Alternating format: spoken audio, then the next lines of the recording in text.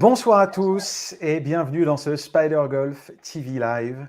Un live particulier aujourd'hui avec un duo de choc que je souhaite vous présenter.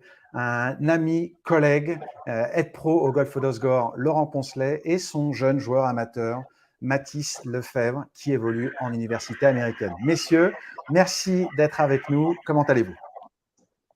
Très bien. Excellemment bien. Tout se Excellemment passe bien. bien? Oui, tout va bien, tout va bien. Bah, écoute, très bien pour ma part aussi, merci. Parfait, parfait. Laurent, tu as l'honneur. Une petite présentation pour nos téléspectateurs, s'il te plaît. Bon, rapidement, Laurent Poncelet, je suis responsable de l'enseignement au Golf d'Ossegor depuis 4 ans. J'ai le plaisir de connaître Cédric depuis un petit peu plus. Je pense que ça fait une vingtaine d'années, voire 25 ans même. C'est sympa de garder le mot plaisir dans la phrase après avoir dit ça. 25, j'ai presque envie de dire 30, tu vois. On n'est pas loin. Peut-être, c'est vrai. Voilà, donc on a partagé pas mal de choses ensemble. Et puis, j'ai le grand honneur et le grand plaisir de connaître Mathis depuis 4 ans et puis d'avoir un peu bossé avec lui sur 2-3 petits points qu'on va vous exposer. Voilà. Parfait, parfait, super. Mathis. Bonjour à tous, je m'appelle Mathis Lefebvre, donc j'ai 22 ans. Donc comme Laurent l'a dit, donc je suis son élève depuis 4 ans.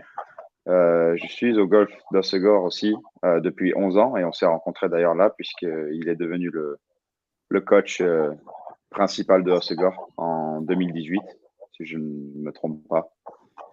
Exact. Donc j'ai 22 ans, je vis ma vie d'étudiant, ma vie de rêve aux États-Unis en tant qu'étudiant et joueur de golf dans une université qui s'appelle New Mexico Junior College au Nouveau-Mexique. Et j'ai utilisé Spider Golf, j'utilise Spider Golf depuis 3 ou 4 ans, 3 années à peu près. Et ça m'a beaucoup aidé pour m'améliorer au fil du temps et pouvoir préparer et être un peu plus spécifique pendant tous mes entraînements. Ah, super, super, super, super. Alors aujourd'hui, un programme chargé. On va commencer avec la victoire de Mathis à l'IPS New Mexico Open. Il va tout nous raconter, les émotions, l'événement en lui-même, comment ça s'est passé et surtout ce que ça lui a apporté. Ensuite, on va partir on va faire un rétro, c'est-à-dire qu'est-ce qu'il a mis en place avec son équipe et avec son coach technique, stratégique et physique pour arriver à ce niveau-là, peut-être le plus haut niveau amateur. Et on va terminer sur ses ambitions, ses rêves, ce qu'il a envie de faire. Donc, n'hésitez pas, si vous avez des questions, à mettre vos questions, commentaires dans le chat. On essaie d'y répondre au fur et à mesure ou à la fin du live. On verra comment on gère ça. Donc, Mathis, ce New Mexico Open, raconte-nous tout. Ah, j'en suis encore plein d'émotions puisque comme on peut le voir sur l'écran, premièrement, c'est un tournoi pro. Donc, troisième tournoi pro que j'ai joué de ma vie et première victoire en tant qu'amateur sur un tournoi pro. C'est énorme. Ouais, c'est quelque chose d'assez phénoménal et encore plein d'émotions. J'arrive pas trop à réaliser parce que c'est un rêve d'enfant. Tu sais, on s'entraîne depuis des années. Et on s'entraîne depuis des années pour ça, pour gagner un tournoi pro. Donc, je sais que la route est longue encore, mais voilà, plein d'émotions. Et ça a été une expérience folle et qui va pouvoir m'aider pour la suite. Et surtout, quand on voit, regarde les scores, enfin, moins 19 sur 3 tours, avec un 62 le dernier tour. Raconte-nous ce qui s'est passé dans ta tête pendant 62, parce que tu étais déjà bien placé après 2 tours, tu es un amateur, tu joues chez les pros, tu pourrais penser que bon, la tension commence à monter. Et là, j'ai l'impression que c'est plutôt l'inverse, où tu étais parti, tu es en live et plus rien peut t'arrêter. Ouais, alors oui, effectivement, j'étais bien placé. J'étais moins 10 après 2 tours. Après un deuxième tour un peu capricieux. J'étais moins 10 après 2 tours et j'étais à 5 coups de la tête. Donc bon, 5 coups. Alors oui, je pensais à la victoire avant le troisième tour, avant le troisième et dernier tour. Je pensais à la victoire, évidemment, mais bon. Je me disais, il va falloir jouer très très bien. Je savais qu'il allait falloir jouer 62 ou 61 pour pouvoir gagner. Parce que c'est un tournoi pro, c'est des joueurs pros aux États-Unis, le niveau est très élevé. et j'avais 5 coups de retard. Donc la partie a été complètement folle.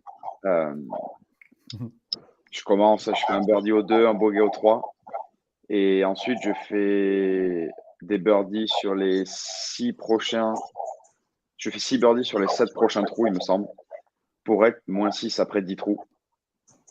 Un bogey au 11, un birdie au 12, un eagle au 15. Ah voilà, donc voilà, la carte est là, donc c'est ça. Donc c'était 6 birdies sur les 7 prochains trous.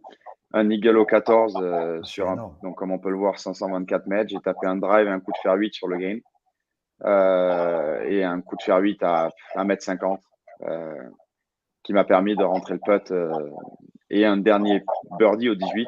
Celui-là était important. Donc, l'histoire marrante est que j'avais 5 coups de retard au départ du 1 et j'arrive à la fin du 10 et je demande à celui qui s'occupait du live scoring dans ma partie de me donner les scores et il me dit « Ah ben, t'as 3 coups d'avance ». Et je me suis dit « Mais… » Parce que je savais que j'étais pas loin de la tête, parce que j'étais quand même moins 6 après 10 trous avec un bogey. Mais je me disais, j'avais 2 ou 3 coups d'avance, c'est ça, ouais. Je me disais, c'est quand même étrange, derrière, ça doit jouer mal. Et effectivement, ils étaient tous au-dessus du par derrière.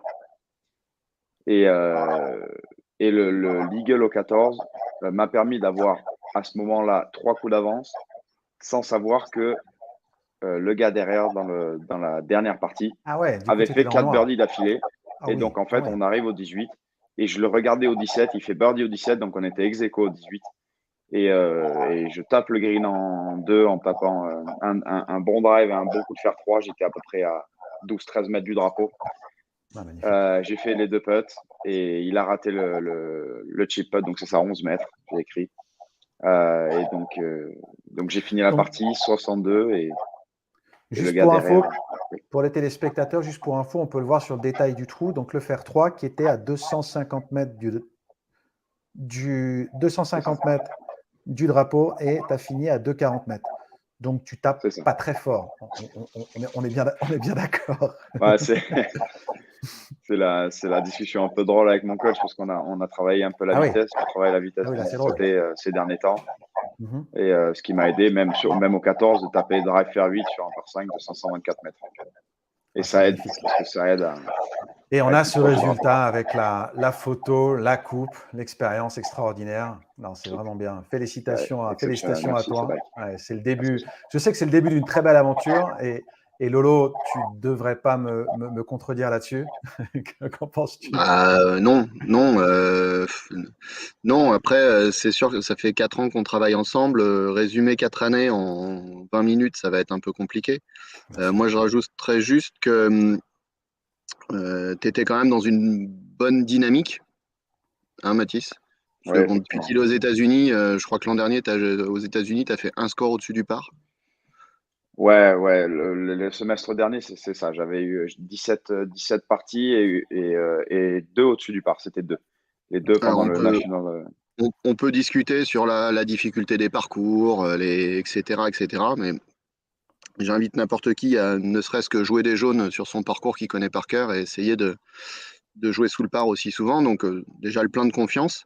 Et puis c'est surtout que tu sortais d'une période là où juste avant le tournoi, tu avais enchaîné, ça s'était bien aligné, tu avais fait beaucoup de scores très bas.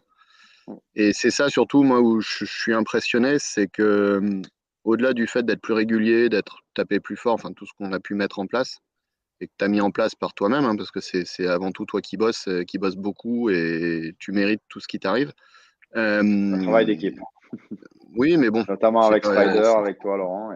Voilà, c'est un travail d'équipe. Mais néanmoins, il faut les faire, les scores. Bah attendez, justement. Il faut les envoyer. Et c'est ça qui est bien avec toi, Cédric, c'est que du coup, on a un retour. Tu vois, moi, à distance, on est à 9000 km l'un de l'autre. Bon, je fais des petites insomnies de temps en temps, donc on arrive à se parler pendant la nuit entre 2 et 5 heures du matin. Mais c'est rigolo d'avoir Enfin, c'est rigolo, c'est vachement… Pour moi, c'est du velours d'avoir tous les scores, quoi. De savoir exactement, il a tapé à gauche, à droite, il est resté court, il est resté long. Et c'est là il me raconte sa partie, je la vois déjà dans les stats. Ouais, c'est ça qui est top. C'est ça effectivement qui est super, qui facilite la communication avec le coach et le joueur. Mais surtout, on peut regarder sa liste de parties. Je commence à avoir pas mal de joueurs dans la database, vous vous en doutez. J'ai pas encore vu 3,62 sur la même page. C'est assez affolant, Ouais, faut il quand y en même a le deux dire. autres si tu cherches bien, Cédric. Et j'imagine qu'il y en a d'autres qui se cachent un petit peu plus bas. Mais C'est quand on vrai. voit une page qu'avec des 6, avec 3,62, je Ouais. défie beaucoup de très très bons joueurs de matcher ça. Donc ça prouve bien non seulement à quel point il a atteint un niveau extraordinaire, et je sais, connaissant Laurent et tout sa passion et son engouement et son investissement dans l'enseignement, je sais le travail qu'ils ont mis en place, et c'est pour ça que j'avais vraiment envie de faire ce live. Oui, pour montrer les datas et montrer les chiffres qui sont absolument extraordinaires. On va aller dans les détails tout à l'heure, mais surtout le travail qui a été mis en place, qui est extraordinaire. Et ça, il faut le souligner, et il faut le mettre en avant. C'est une vraie inspiration pour les coachs qui pourraient nous regarder, ou les joueurs qui pourraient nous regarder, et qui pourraient se projeter sur peut-être un screenshot comme ça, mais je vous le souhaite, je vous le souhaite énormément. Quand on regarde, si on fait le point juste après sa victoire à l'ISP, euh, IPS, oh, oui, oui. l'IPS, oui, IPS, Oui, pardon. l'IPS Open. New Mexico Open. Euh, Si on fait le total des. Donc, tu avais eu les qualifs pour la fac, enfin les qualifs pour l'équipe. Tu avais eu Ouais. un parcours d'entraînement plus les 3 tours sur 10 Qualif, cartes. ouais, Qualif Qualif pour c'était le. 6 tours, c'est ça. C'était 6 tours de qualif. Tu as eu, donc sur 2 semaines, tu as eu une partie d'entraînement pour le avant. Et tu as eu 3 tours au championnat. Et on est sur un total sur 10 cartes de moins 69.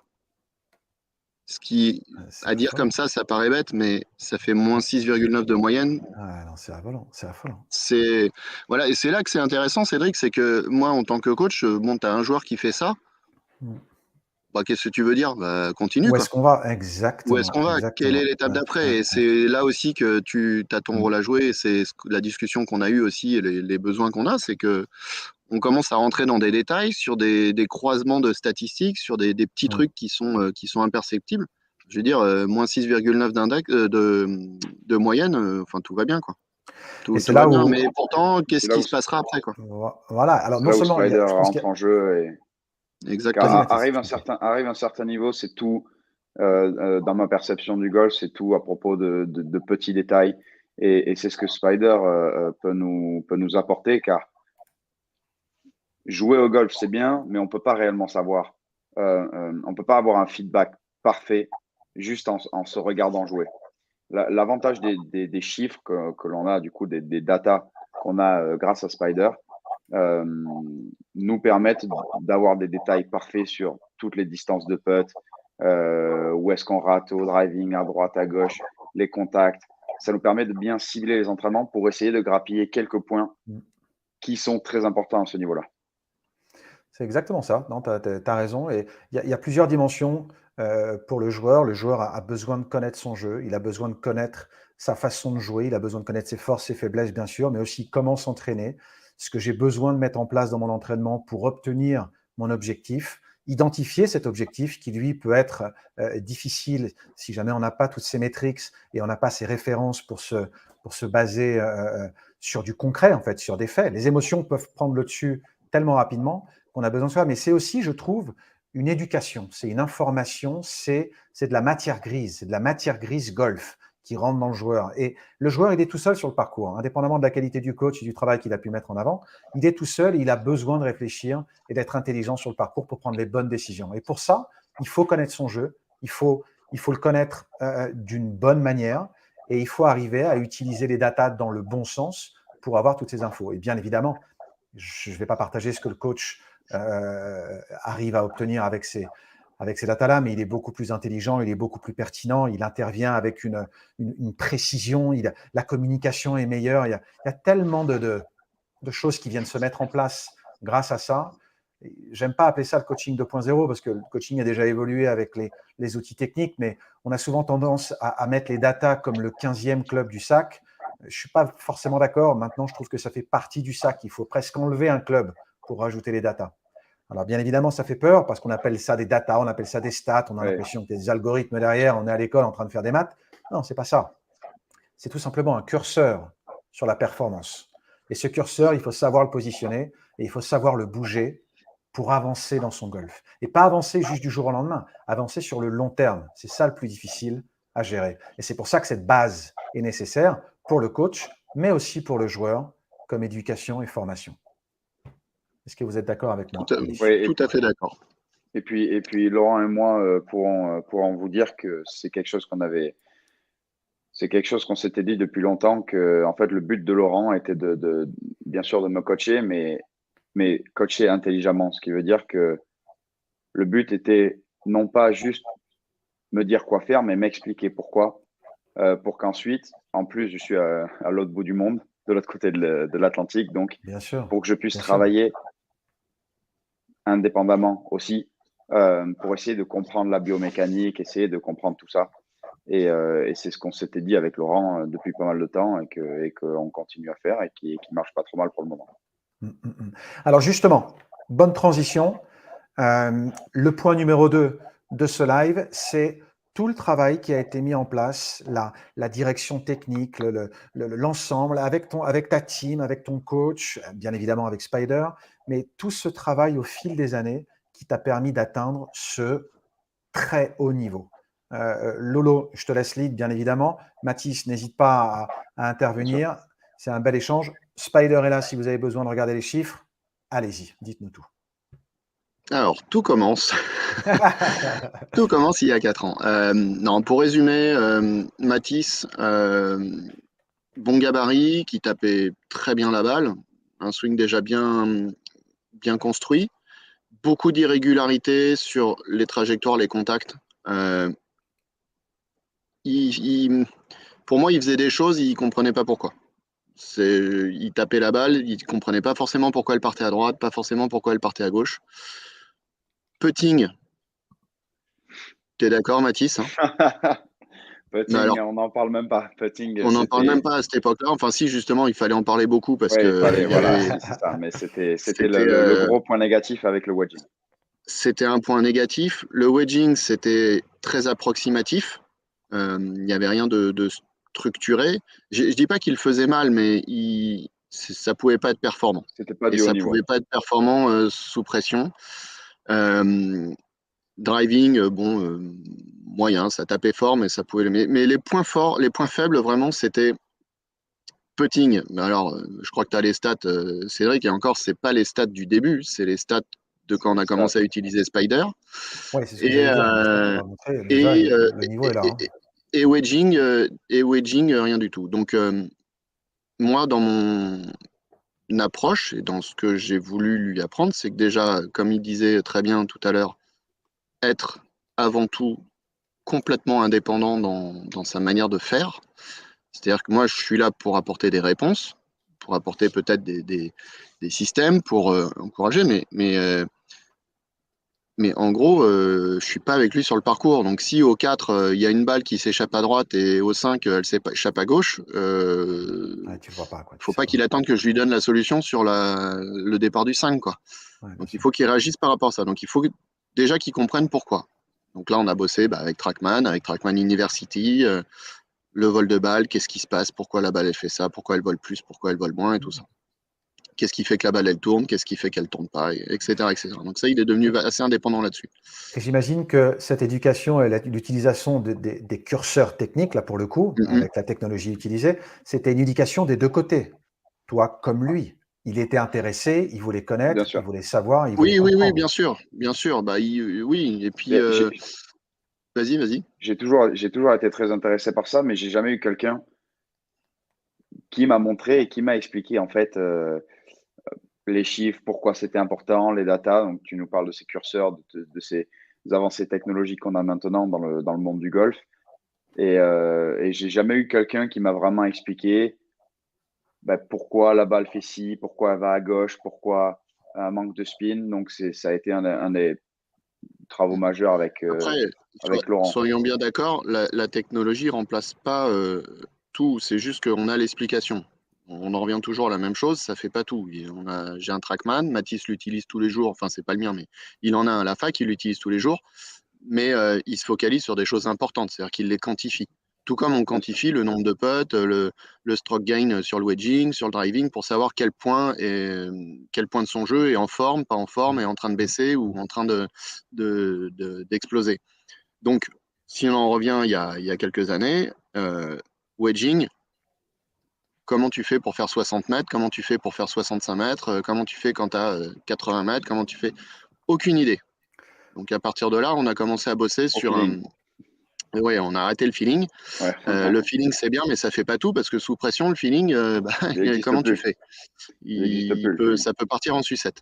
Alors, Donc, si on je est peux, passé si je sur peux un... juste, si je peux juste vous Oui. interrompre par rapport à ça, Lolo, excuse-moi, parce qu'on est pile sur le wedging et justement, une fois le travail réalisé, j'ai des exercices dans Spider avec ce wedge à 60 mètres. Vas-y, montre les datas quand on a commencé.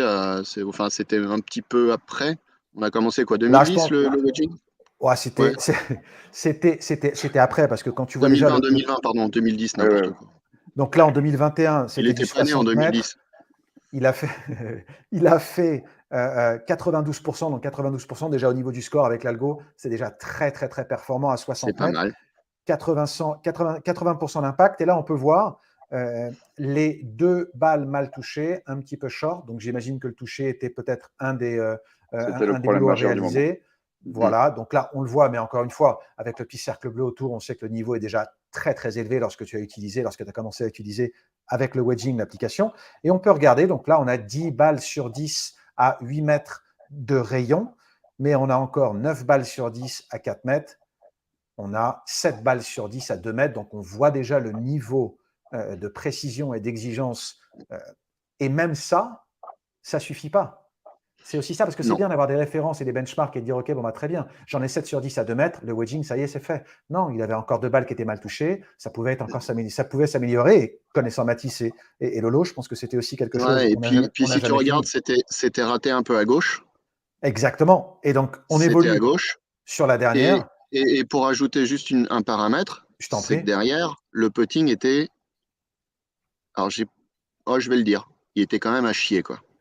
Donc, il fallait être à Donc côté. OK, il la mettait à 2 mètres, mais il rentrait pas Il derrière, fallait quoi. mettre le putt. Voilà, Non, c'est bien ça. sûr, bien sûr, bien sûr, bien sûr. Là, on évolue, on est sur à 98%. Bon, bah là, c'est juste, c'est difficile de faire mieux. L'impact, il est à 100%. Le travail, il est là, tu l'as fait. Ce qui est bien, c'est qu'avec ça, Lolo, push notification, il a tout de suite l'information, qu'il soit à côté de toi ou pas. Il a le résultat, il peut le regarder. Il peut le regarder aussi shot by shot avec le feedback, la distance du drill utilisé, le club, l'impact et la dispersion par rapport à la cible, un joli 90 cm. Donc, tous ces trucs-là vont permettre de compléter, en fait, de synchroniser, de former une synergie, non seulement entre le coach, entre le joueur, entre sa performance et l'évolution au fil du temps, qui est toujours maîtrisé et quoi qu'il arrive, conservé. Donc ça, c'est intéressant et je pense qu'avec le boulot que vous avez fait, c'était le petit plus ou alors le petit outil en plus qui a, j'espère, amplifié les effets positifs qui ont été vraiment visibles très très vite après vos premiers changements techniques. Ouais. Par rapport à ce qu'on disait sur la recherche d'autonomie, ça, très clairement, c'est un peu l'outil parfait, quoi. Pour lui et pour moi. C'est-à-dire que il est pas du tout dépendant de moi, il sait ce qu'il a à bosser et puis il peut le quantifier. Et puis après, par contre, voilà, on peut en discuter. Il le travaille. Tiens, bah, t'as raté à gauche. Tiens, bah, on va peut-être baisser un peu le lie des clubs. Bien sûr. Trop upright. On va peut-être changer un peu la manière. T'es peut-être mal organisé. Le grip est peut-être pas bon. Donc voilà, après, on remonte petit à petit à la source. Mais déjà, moi, ça me donne même si je suis pas là, ça me donne des pistes pour voir un peu ce qu'il faut travailler. Et là, Alors, donc, c'était juste le début. Et pour continuer dans le wedging, on est vas-y. rentré sur un clock system très simple, méthode Pels, enfin, vous appelez ça comme vous voulez. Point de repère Euh, dans l'espace, c'est ça? Point de repère dans Avec le même l'espace, code. Ok, voilà, d'accord. 7h30, le bras gauche à 7h30, Amplitude. Ok, super, super. 9h et 10h30, Ok. avec différents wedges. 3 wedges, Et donc 9 puis, distances, c'est ça? En fait, tous les clubs, en fait. Parce que, ouais, en fait, j'ai Non, c'est voilà, bon. commencé par le faire. on a poussé le truc un peu Voilà. loin, En fait, et C'est du ça coup, qui est ça lui a super. donné plein d'opportunités, plein de trajectoires et plein de shots différents exactement. qu'il Parce a qu'en fait, répété. chaque amplitude que j'ai, ce que j'appelle les amplitudes, donc 10 heures, c'est toujours par rapport au bras gauche. 10h, 11h, midi, 9h. Tout ça, pour tous mes clubs, il y a 10 mètres d'écart. Donc, en fait, c'est facile à retenir. Ça commence au 58 et je l'amène jusqu'au fer 5, fer 4. Souvent, quand il y a du vent, et encore plus ici, parce que la moyenne, il y a toujours 25-30 km/h de vent ici au Nouveau-Mexique. Donc, on est habitué à jouer dans le vent. Et c'était d'ailleurs, il y avait d'ailleurs beaucoup de vent le dernier tour de New Mexico Open. Et c'est vrai que des fois, il faut apprendre. Oui, ça fait bizarre de taper un fer 8 à 120 mètres, mais il faut apprendre à le faire et ça arrive. Bien sûr. Ça arrive Apprendre à parce que l'accepter, hein, c'est, bien sûr. bien sûr. Alors, on parle de ton swing. Je pense que ce serait intéressant de montrer aux téléspectateurs la petite. Celui qui a la tout petite- copié, le copieur. ouais, exactement. Le copieur, je ne sais même pas, je sais pas pourquoi il est là et toi, tu es là. On va en On aurait parler, dû mais l'inviter, tiens.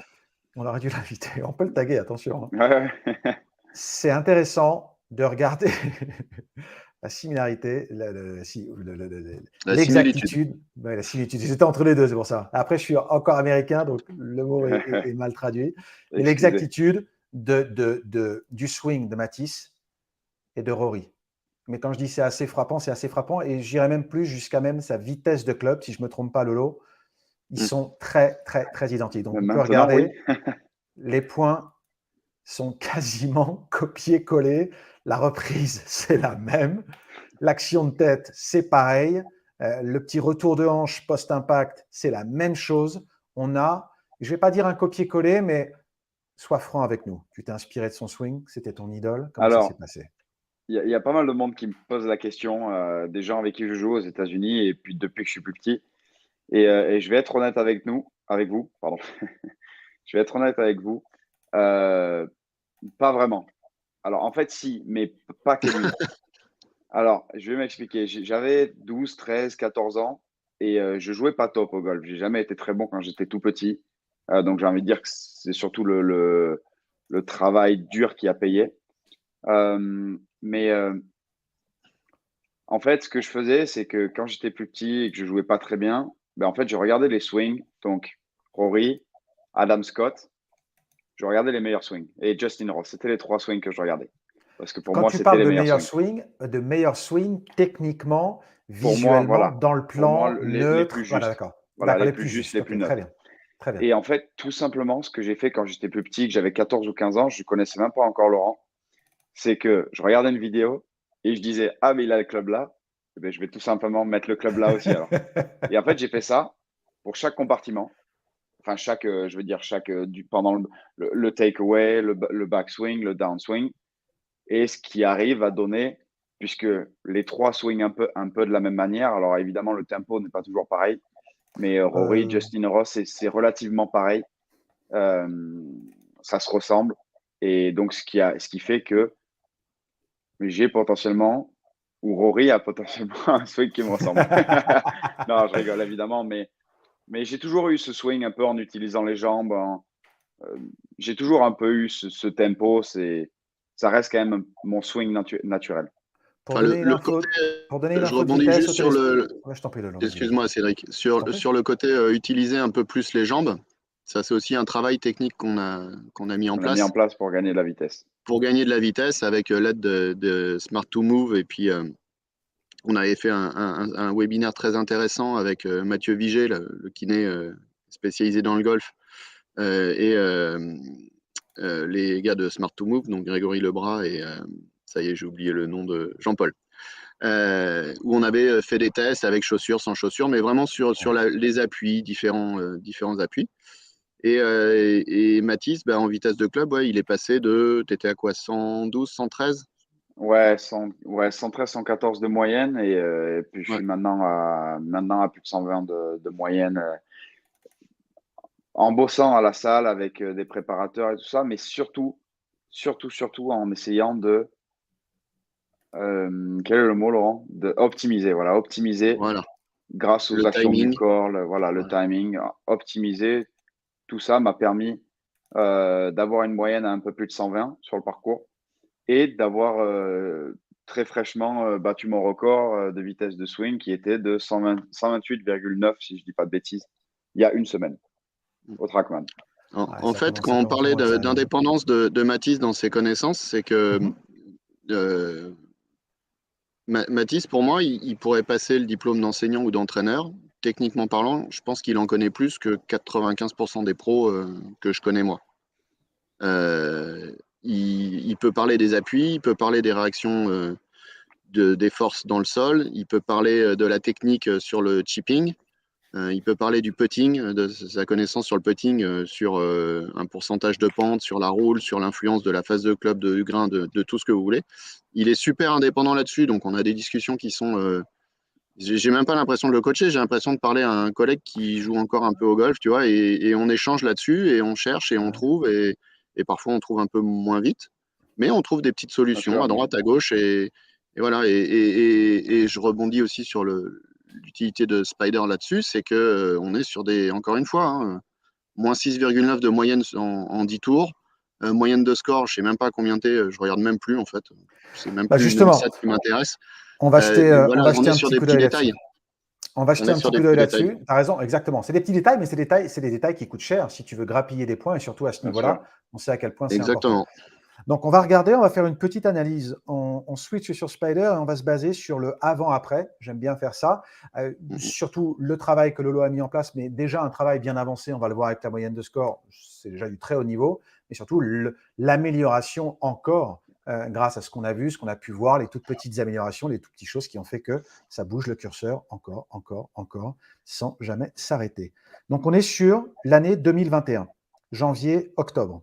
On regarde, je me suis basé sur le Strauss Game du Tour, donc la référence Tour, qui est les joueurs qui évoluent PGA Tour et European Tour, les meilleurs joueurs.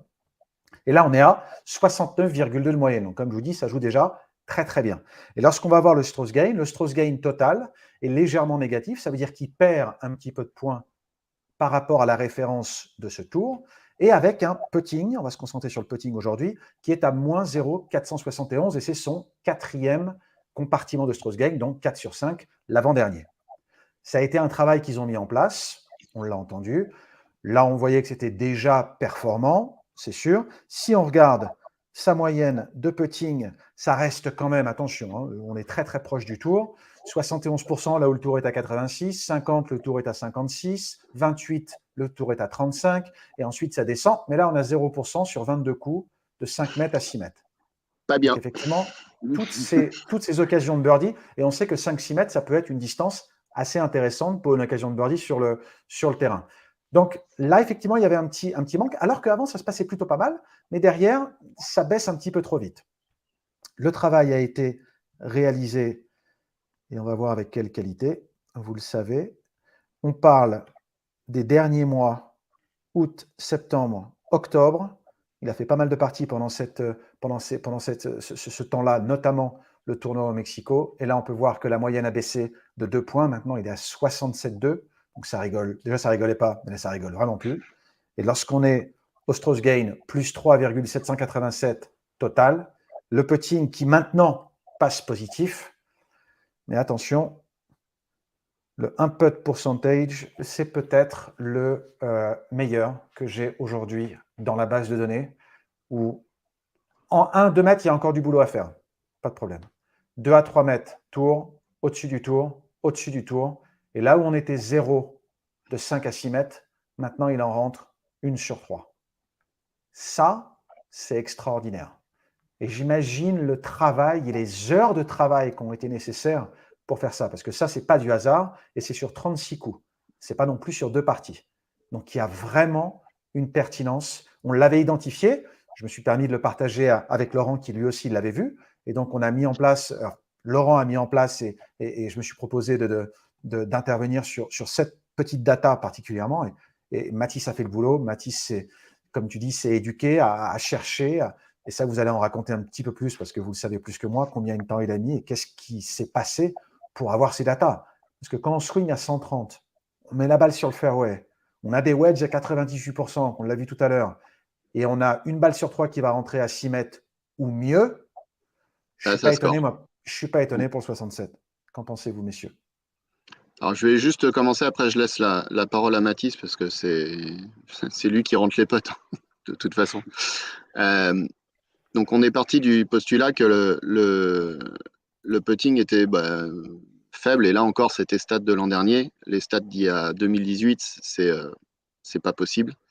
On a changé le grip, on a changé la posture. Ça, c'est les petits changements techniques qu'il y a eu. Un grip un peu plus dans la paume, juste pour que le putter il circule plus facilement. Simplifier la mécanique, vraiment quelque chose de simple.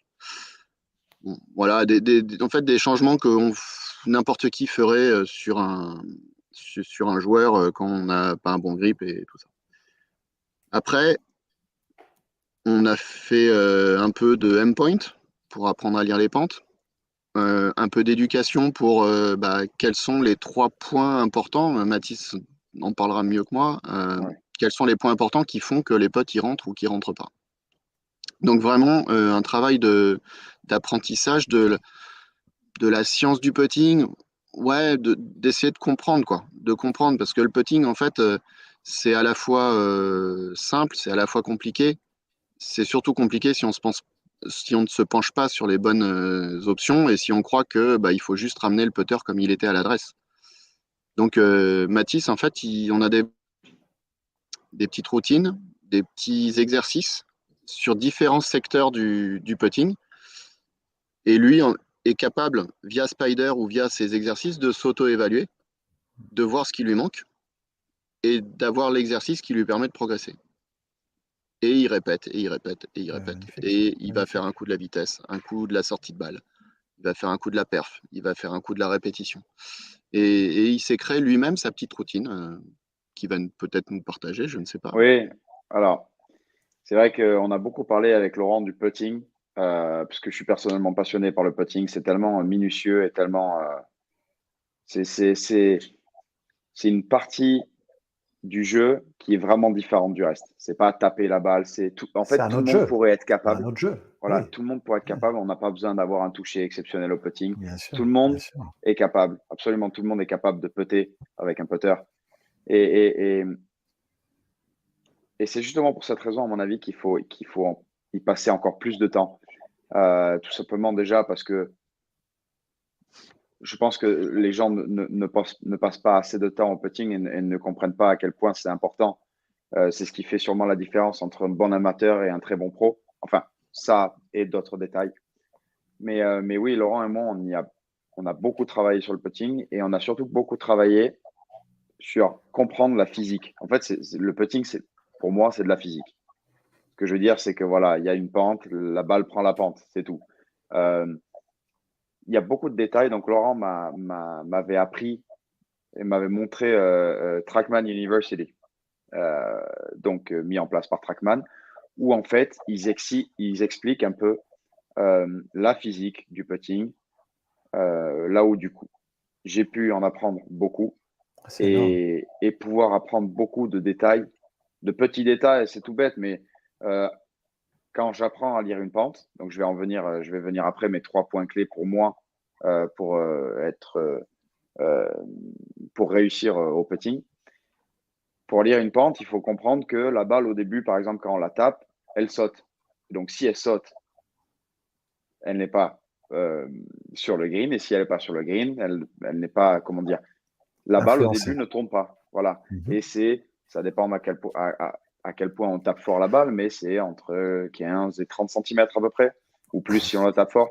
Mais il faut comprendre que, voilà, quand on lit une pente, eh bien, il faut comprendre que le début ne va pas avoir tant d'importance que ça. Alors, il y en a une, mais ce que je veux dire, c'est que chaque détail est important, notamment comprendre que la balle va avoir tendance à sauter, puis elle va arrêter de sauter et donc commencer à prendre la pente.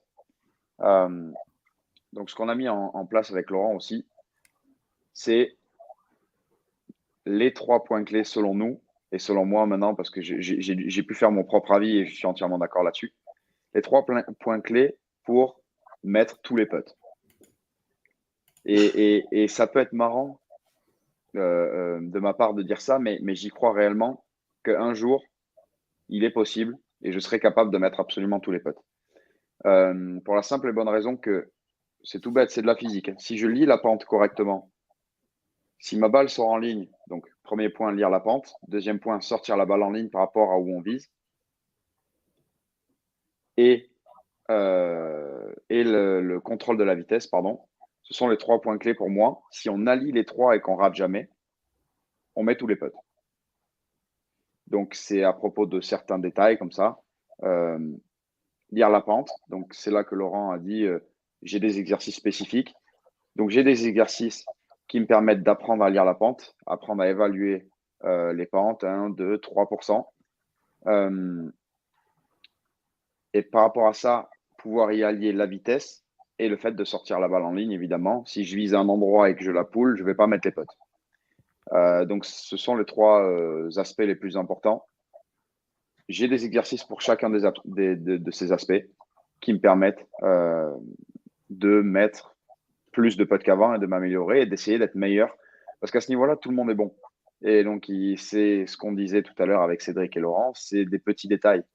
Et les petits détails passent par là. Parce que je joue souvent avec des gens, et c'est très marrant, qui me disent j'aimerais être aussi chanceux que toi. Alors, j'aime bien ce mot. J'aimerais être aussi chanceux que toi et mettre des putts. Sauf que c'est pas de la chance, mettre des putts. Alors, il y a une part de réussite, mais c'est pas de la chance. La réussite, tout simplement, car les greens ne sont pas parfaits. Donc, même en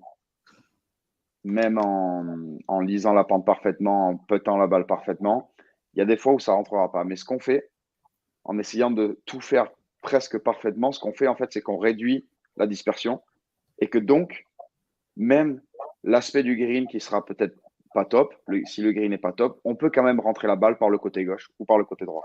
Le but est juste de réduire la marge d'erreur, selon moi, pour qu'en fait, on mette tous les putts, ce qui permet de faire 5, 6, 7 birdies d'affilée des fois. Si on allie ça à un bon wedging et un bon driving, on peut faire 12 birdies la partie. Il y a plusieurs choses que j'aime bien dans ce que je viens d'entendre. C'est simple, en fait. C'est très C'est simple, c'est de la physique, c'est très simple. C'est devenu simple pour lui. C'est son côté obsédé, c'est son côté passionné, c'est son côté studieux, son côté appliqué. C'est très le Bryson, en fait, de l'analyse. C'est-à-dire, je vais prendre tous les paramètres en place, je vais les analyser tous, je vais vraiment tous me les approprier pour ensuite faire ma sauce et contrôler mon environnement. Le connaître par cœur et le contrôler. Avoir du aucune coup, surprise. Voilà, ça me donne une confiance, ça me donne une armure gigantesque qui, lorsque je vais être dans le feu, vont me servir d'outil pour pouvoir tuer mon adversaire. Un truc tout bête, mais si Mathis peut nous partager la veille du tournoi pro, là, où il joue donc le parcours qu'il connaît, où il a déjà fait, c'était le même parcours que pour tes qualifs, où il a fait déjà 3, 4, 62. Enfin bref, le parcours, il le masterise, il n'y a pas de souci, il est à l'aise dessus. Et toute l'équipe le connaît. Sauf que, qu'est-ce qui s'est passé le jour de la veille du premier tour? Ah oui, je sais de quoi tu parles. Alors oui, alors évidemment, c'était le parcours sur lequel on s'entraîne, nous et notre équipe.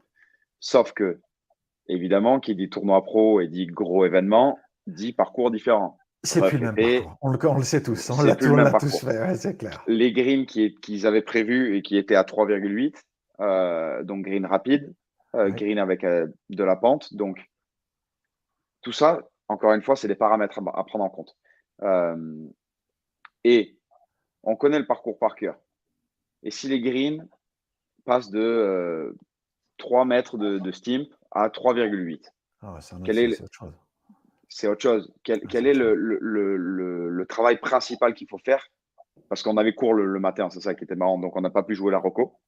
Donc, en fait, je suis juste allé l'après-midi et j'ai passé 3 heures au putting, faire du dosage. Parce que selon moi, encore une fois, c'est selon moi, je n'ai pas la science infuse. Mais selon moi, la clé, étant donné qu'on connaît le parcours, il n'y a rien d'autre qui va changer à part les greens. Vraiment, bon, les roughs sont plus épais, mais c'est encore autre chose. C'est la vitesse des greens. Et pour moi, donc, j'ai passé 3 heures au putting et il y a un copain à moi qui est venu me voir en me disant mais pourquoi tu passes autant de temps au putting, va taper des balles. Et je lui dis mais c'est pas le moment de travailler, selon moi encore une fois, hein, c'est pas le moment de travailler le swing, c'est pas le moment de travailler la sortie de balle en ligne. Le seul truc que tu as besoin, c'est ça, il fallait le faire avant. Le seul truc dont tu as besoin là, c'est avoir la vitesse des greens. Parce que encore une fois, parmi les 3 aspects du putting qu'il faut respecter selon moi pour rentrer tous les putts, il y a le dosage. Si on rate un de ces aspects, on ne met pas un putt dans la logique. Si mon dosage est à chaque fois faux par rapport à la pente que j'observe et là où je vise, je ne mets pas un putt. Si je tape trop fort, je vais passer au-dessus de la pente. Si je tape pas assez fort, je vais passer en dessous de la pente. Donc, pour mettre des putts, il faut les 3 aspects. Il n'en faut pas 2, il en faut 3. Il faut ces 3-là. On ne peut pas en rater un.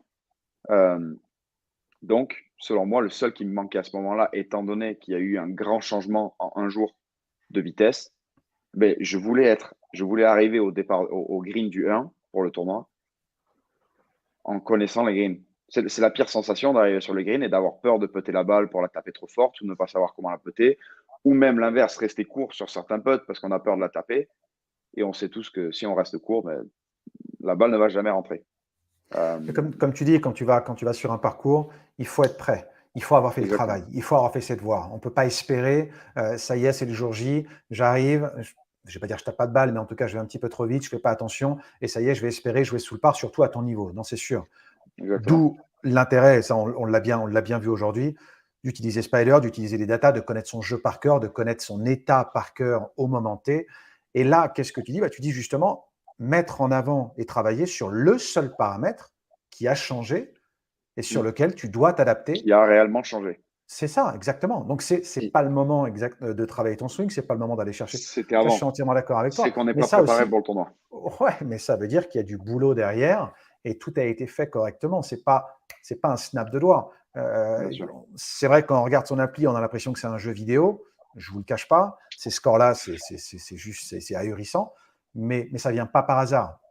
Et à l'entendre, et c'est aussi ça que je voulais faire partager à tous nos téléspectateurs, c'est à l'entendre et savoir tout ce côté studieux, organisé, c'est pas du hasard. Il y a vraiment une obsession derrière tout ça. Il y a vraiment une passion. Il y a tout ce qui a été mis en place avec son coach, avec son équipe et aussi avec sa personnalité et ses rêves. Ce ne sont pas les rêves de quelqu'un d'autre, ce sont les siens. Et de l'entendre et de voir ça, je pense que j'ai hâte et on aura tout ça de voir jusqu'où ça va t'emmener, mais il y a de belles perspectives. Et d'ailleurs, on va terminer là-dessus. On a pris un petit peu de temps et on a des personnes qui nous suivent. Merci à vous. Tes rêves, ta passion, où est-ce que tu veux aller? Parle-nous un petit peu du futur. Qu'est-ce que tu as dans la tête et qu'est-ce qui te drive tous les matins et qui te fait coucher très très tard tous les soirs? Ce qui me drive, c'est des millions ou des milliers de téléspectateurs qui hurlent mon nom parce que je gagne le Masters. Voilà, c'est changer le monde du golf, c'est apporter de la nouveauté, c'est tout ça, c'est rendre fier ma famille, évidemment. Et ça, c'est vraiment un gros aspect pour moi. C'est voilà, rendre fier la famille, rendre fier, être reconnu pour le travail que j'ai fait. C'est tout. C'est même pas la gloire, c'est envie d'être le meilleur, voilà, c'est travailler pour être meilleur que les autres. Ouais, je dirais être le meilleur et rendre fier la famille, faire de grandes choses. J'ai toujours dit pour moi que même si je joue pas au golf dans ma vie, je ferai quelque chose de grand. Je peux pas me contenter d'une vie monotone et basique. Je ferai quelque chose de grand quoi qu'il arrive. Et évidemment, là, mon plan A, et j'ai pas de plan B parce que je considère pas rater mon plan A. Mais mon plan A, c'est réussir dans le golf et faire de grandes choses. Eh ben, j'espère que ça va être une inspiration pour tous ceux qui nous regardent Ouais. et tous ceux qui peuvent Bah, partager ce message.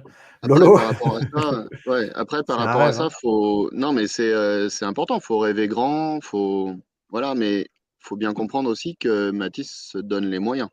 Les Et je parle pas des responsabilités, moyens bien financiers ou sûr, quoi que ce soit. bien sûr. Il bosse plus que peut-être 4 ou 5 bons joueurs réunis. Mais réellement, les séances Trackman que tu fais, enfin, il tape des balles. Tu vois, on parlait à un moment des mains de Noren qui étaient Ouais, défoncées. Voilà, on disait que Ben Hogan se faisait saigner les mains, il tapait des ouais. poubelles entières de balles. Bon, Mathis, il n'a pas des poubelles, mais les séances de practice, enfin là, quand on se parle à 2 heures du matin et qu'il m'envoie une vidéo 4 heures plus tard et que je vois le nombre de balles qu'il a tapé sur Trackman, et qu'à côté, on sait que voilà, il me dit qu'il a fait 2 heures, 3 heures de putting et qu'il est allé chipper. Enfin, il n'y a pas de secret. Quand vous regardez l'emploi du temps de Tiger Woods à la grande époque, ça faisait rigoler tout le monde. Ouais, c'est clair. Voilà, il se levait à 5 heures, il allait courir 10 bornes, il faisait de la muscu, il allait manger, il tapait des balles, il revenait. C'était des gens. Mathys, voilà, il a trouvé son équilibre là-dessus. Il tape énormément de balles. Il tape énormément de balles et ce qui est dur quand on tape beaucoup de balles, c'est de les taper intelligemment. Ouais, C'est-à-dire de vraiment les c'est là où taper je voulais pour faire rebondir, quelque chose. essentiellement, C'est parce que les taper pour faire quelque chose. Ouais. Là, dernièrement, ce qu'on cherchait à faire, c'était. Enfin, tout dernièrement, c'est un petit truc sur le démarrage. Enfin, je peux en parler, Mathis, il n'y a bien rien sûr, de bien sûr. secret. Où il avait du mal à démarrer. On essaye de trouver une solution pour démarrer le club sans être gêné. À l'arrivée, enfin, c'est pas en tapant 2 sauts, quoi. Non, c'est sûr. C'est pas en saut que ça Surtout se que c'est compte, c'est en heures et en jours de boulot à faire la même chose, à répéter, à essayer de trouver une solution. Là, le squat qu'on a travaillé pour accélérer le club, on a c'est commencé quoi, ça il y a 2 ans? quelques années, hein.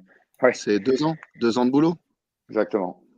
2 ans de boulot parmi d'autres trucs. Mais techniquement, voilà, il est resté avec cette ligne directrice où il a cherché à parfois à l'exagérer, parfois ça allait pas, mais on est resté sur le truc, quoi. C'est pas parce que ça marche pas dans la semaine ou dans le mois qui suit que c'est faux. Le putting, c'est pas venu comme ça. On n'a pas changé le grip, mis en place 3 exercices et miracle, il a commencé à rentrer des putts partout. C'est énormément, énormément, énormément de boulot. Et encore maintenant, c'est même s'il est très bon dans ce qu'il fait, c'est encore beaucoup, beaucoup de boulot pour juste s'adapter parce que les greens, ils ont augmenté de 40 cm de roule. Et que ça Ouais, change tout. on n'arrête jamais en fait de s'entraîner et de perfectionner. Il y a aucune fin. Ah, je suis épuisé, moi, j'en peux plus là, de ces nuits blanches là. Ouais. Mais c'est ça qui est super. On voit la moyenne de Spider tout à l'heure à 69,2. Ça suffit pas. Qu'est-ce qu'on fait? On baisse de 2 points, Il y 67. a, Et on il y a a eu un aucune call il n'y a limite. pas longtemps. Il n'y a aucune limite. Voilà, on a eu un call il n'y a C'est- pas longtemps et c'est comment on peut faire pour aller à 65.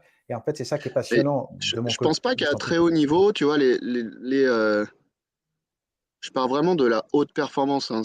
T'as eu lu les bouquins que t'as commencé à regarder un peu Juste là. Ouais. voilà, des Je bouquins voulais de Tim rebondir là-dessus. Grover qui sont assez impressionnants.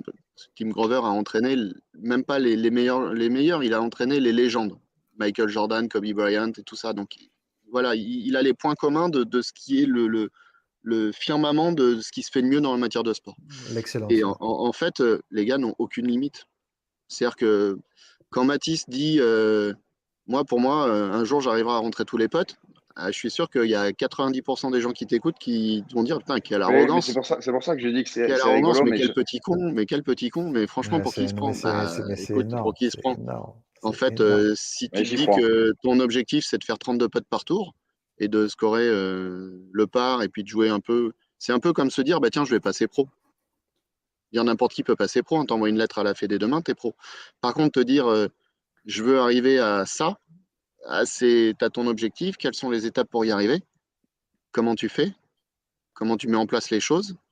Et oui, moi, s'il rentre tous les potes un jour, écoute, je serais très content pour lui et je me dis, bah, ce sera pas volé, ce sera pas de la chance. Il a mis tout en place pour y arriver. Et puis, au pire, s'il n'y arrive pas, il s'arrêtera pas très très loin.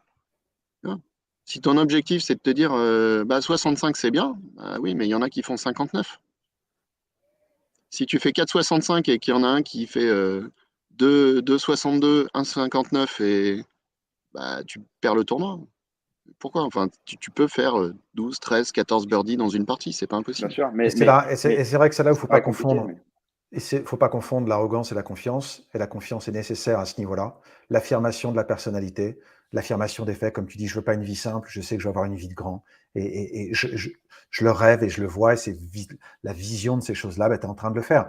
Tu te prends pour qui? Bah, tu te prends pour quelqu'un qui a une moyenne de score de 67, qui joue un jeu vidéo, qui a 3,62 sur sa page de liste, qui vient gagner son tournoi pro. C'est pas de l'arrogance, c'est juste que le travail a fait naître cette confiance et cette confiance devient une affirmation. mais Et quelque part, le fait de t'entendre, moi, je le ressens pas du tout comme une arrogance, je le sens au contraire comme un plaisir de quelqu'un qui maîtrise son environnement, il sait où il va, il sait ce qu'il a à faire, ses responsabilités vont être vont être assumées, et elles sont assumées, et le résultat est là. Et j'imagine que la passion va continuer de grandir au fur et à mesure des bons scores et des bons résultats que tu vas faire. Et c'est sûr que tu as une très bonne personne à côté de toi avec Lolo. Vous faites une super équipe. J'imagine que les autres personnes dans ta team sont aussi très compétentes. Donc, j'ai hâte de voir. Je pense qu'on a tous hâte de voir là où tu vas aller et t'accompagner dans ce rêve-là. En tout cas, moi, c'est un plaisir de travailler un petit peu, de travailler à tes côtés. Il y a une chose dont je voulais rebondir dessus parce qu'on est en train de parler de ça là. C'est le fait que les seules limites qui existent, c'est les miennes en fait. La seule personne qui va m'empêcher, en fait, et c'est ce qui est beau dans ce sport aussi, c'est que je joue contre moi-même. C'est-à-dire que j'ai longtemps joué au foot. Si l'équipe en face elle est meilleure, elle va gagner. Là, je joue contre moi-même. C'est-à-dire que la seule personne. Des fois, j'arrive au départ du 1 et je me dis, mais qu'est-ce qui t'empêche de faire moins 20 aujourd'hui? Tu vois ce que je veux dire? Qu'est-ce qui t'empêche de jouer moins 20 aujourd'hui? Moi. Parce que j'ai eu une discussion avec mes copains l'autre jour et c'est pareil, on parle de confiance et d'arrogance et je leur ai dit, ça peut paraître marrant, mais je leur ai dit que je démarre chaque parcours en me disant que le meilleur que je puisse faire, ben, c'est 2 au 1 parce que je ne peux pas l'attaquer en 1. Donc, le mieux que je peux faire, c'est 2 coups. C'est 2 au 2. C'est 1 au 3 parce que c'est un par 3. C'est 2 au 4 parce que c'est un par 5. Si tu comptes comme ça, tu joues moins 40. Donc, 59, tu as fait des bogeys, quoi. Ok, d'accord. Okay. Mais non, mais tu vois ce que je veux dire? Si tu penses comme ça, parce que c'est possible. Alors oui, les probabilités sont faibles. Mais c'est possible. C'est possible de faire 2 au 1, c'est possible de faire 2 au 2, 1 au 3. Et si tu penses comme ça, tu te dis, ah ben en fait, je peux faire moins 40. Mais en fait, mais à quel point c'est facile de faire moins 10? C'est marrant, c'est marrant. Tu vois ou pas? C'est marrant parce qu'on ne l'entend pas du tout comme 10, en fait. On l'entend pas du tout comme un rêve. On l'entend pas comme quelqu'un qui rêve et qui extrapole tout ça. Non, c'est vraiment, on a l'impression que c'est fondé, on a l'impression que c'est travaillé derrière. Mais j'y crois. C'est limite un objectif. Ouais, c'est ça, tu crois vraiment. Mais ça s'entend. Ouais. Bien sûr. Tu sais ce que j'ai dit à mon coach l'autre jour? Je lui ai dit, mais le putter, bon après je rigolais, mais je lui ai dit, le putter, ça a été quelque chose inventé pour les gens nuls. Parce que de base, on n'a pas besoin du putter. On est censé rentrer les coups avant, puisqu'on cherche à rentrer le coup le plus vite possible. On n'est pas censé avoir besoin d'un putter. Non, mais on parle de ça, mais des fois, je réfléchis à ça. Mais après, ça, c'est très Bryson. Hein. C'est très Bryson. Hein. C'est exactement le même. Hein. Un jour, peut-être, pourquoi pas, enlever le putter du sac et rajouter un 4e wedge. Ah, mais ce qui est intéressant dans tout ce que tu es en train de nous montrer, c'est que la tête de Bryson avec le swing de Rory, ça peut être intéressant. Et la vitesse de Bryson bientôt. Ah bah oui, c'est la vitesse de Bryson bientôt. On travaille. Bon, messieurs, nous arrivons à la fin et c'était un pur plaisir de vous avoir, de Mathis, de partager ton histoire, Lolo, de partager cette connexion et cette construction. Je sais que tu l'as depuis le début, tu as fait ce travail avec lui, tu as mis tout ça en place et tu continues à le soutenir, même s'il n'est pas à côté de toi. Tu restes en contact avec lui. On est nombreux à le soutenir parce qu'il a vraiment le soutien aussi de tout le golf d'Ossegor et de tous les membres. Hein. Il est vachement suivi. Enfin, les